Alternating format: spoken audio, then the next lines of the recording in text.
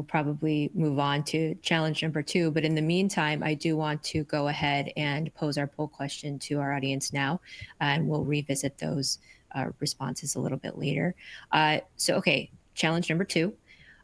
Rare or ultra rare study design considerations in the use of existing data. So there are more than 7,000 unique rare diseases in the United States, and 300 million people worldwide are living with a rare disease. So patients often experience a long journey, of course, to receive a diagnosis and then therefore care. So Nina, I'd like to kick off this question set with you, please. What are the regulatory requirements for safety and efficacy demonstration, and where are there still gaps in regulatory oversight that require clearer guidance? Yeah, so, well, the regulatory requirements don't change for demonstrating safety and efficacy in rare diseases.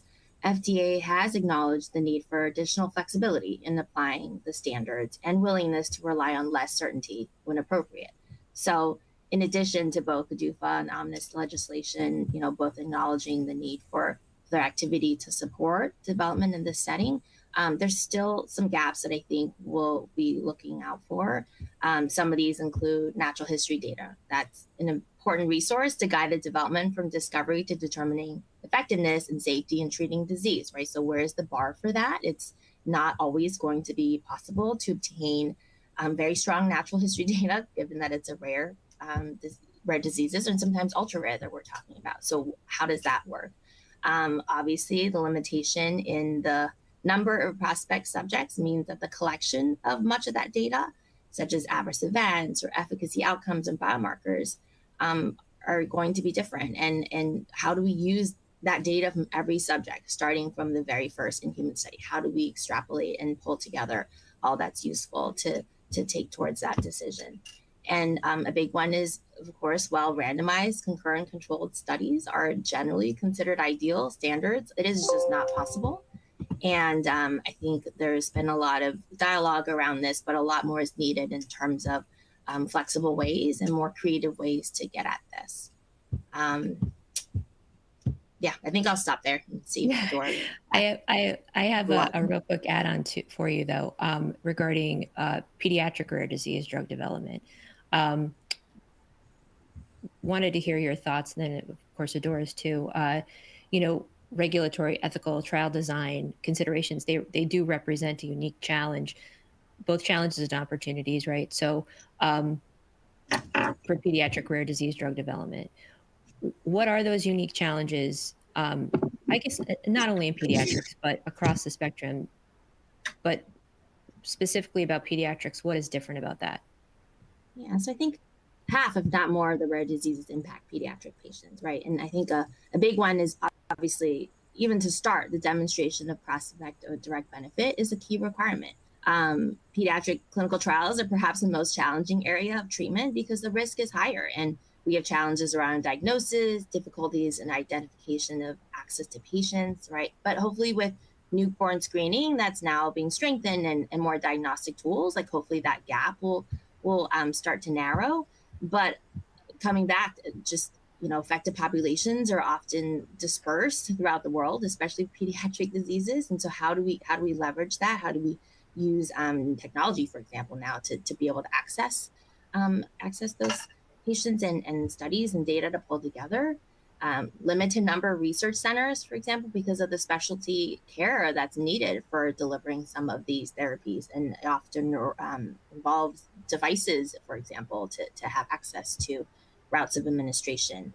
And it's just thinking about the pediatric population in general, like that spectrum, you're going to have heterogeneity even within the pediatric population, given the development and especially around neurodegenerative diseases, how that disease progression comes into play, because they're not all the same. And so I think there are definitely additional challenges to think about specifically around pediatric rare. Gotcha. Okay. Adora, I definitely want to hear from you as well. Regarding the gaps in regulatory oversight, for sure, from your perspective, what are they? And even a little bit of commentary, like we just said, on the pediatric rare disease drug development side of things. Sure. Well, one area, when I was thinking about this question was one that's been a little bit controversial over the years, and that's the regulation of human cells, tissues, and cellular and tissue-based therapies that are regulated under sections 351 and 361 of the PHS Act, as well as the Food, Drug, and Cosmetic Act.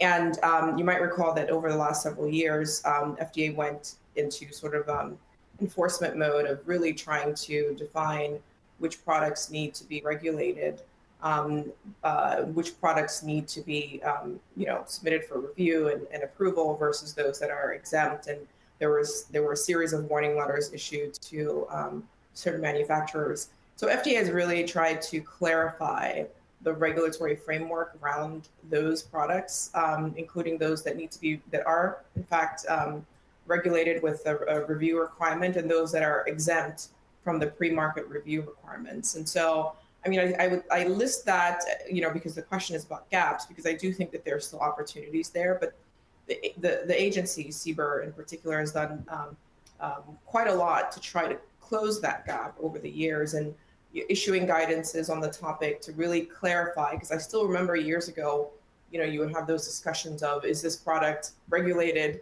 under the same framework, does it require FDA review? I don't think we would have that extent of conversation now, just because of how much effort has gone into clarifying the regulatory framework. But nonetheless, there's still opportunities to continue to make sure that there's clarity around that.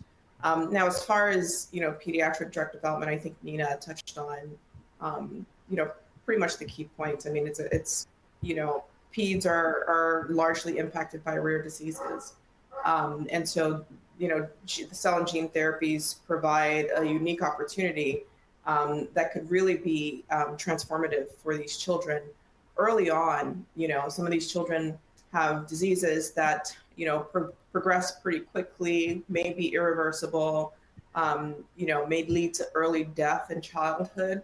And so there's a lot of potential that these therapies could address in these kids.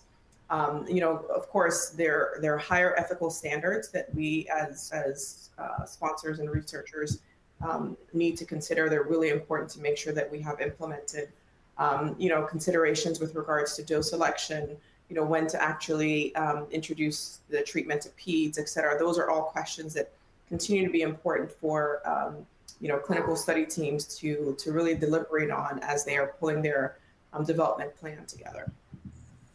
Nice, thank you. And while I still have you, I would just have another follow-up question for you. How does the incorporation of the patient's perspective improve the quality, the relevance, the safety, the efficacy of drug development, and inform regulatory decision making? And is there a way that can actually be improved? Where are we with that? It's critical. I mean, I think it's fundamental for all of us to make sure that we are listening and that we understand the patient's perspective about their disease. And I emphasize there because they're living with this disease every day, so no one knows the condition better than they do.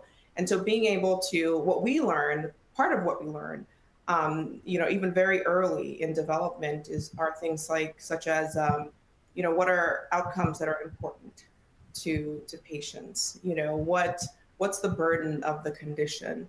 And that helps sort of inform, decisions such as, selection of endpoints, right? To the extent that, those are endpoints that can be measured within the context of a clinical trial design.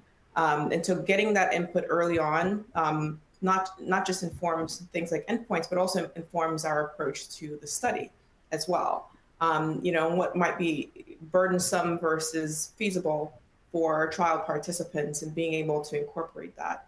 And so also similarly during the regulatory period, being able to engage with regulators is also critical. So, I'm sort of used to being able to have, that tripartite collaboration between FDA sponsors and patient advocacy organizations to talk through and make sure that we are sort of hearing some of those challenges.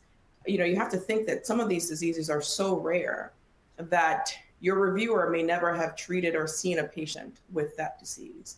And so being able to go beyond the four corners of an application submission so that they understand sometimes those what appears to be very small differences numerically is actually really meaningful to patients in their everyday life. So I think that both qualitatively and quantitatively, incorporating the patient voice via whether it's from surveys or focus groups or PROs, or just including them in the engagement with health authorities is so critical throughout the life cycle of development and even after a product has been approved. So it's one area that I feel pretty strongly about, and I know the agency has done quite a bit to elevate how they think about patient experience data and how they incorporate it in their reviews. And there's still a lot of progress that we need to make in that regard. So I'm not going to say that we're perfect or even close.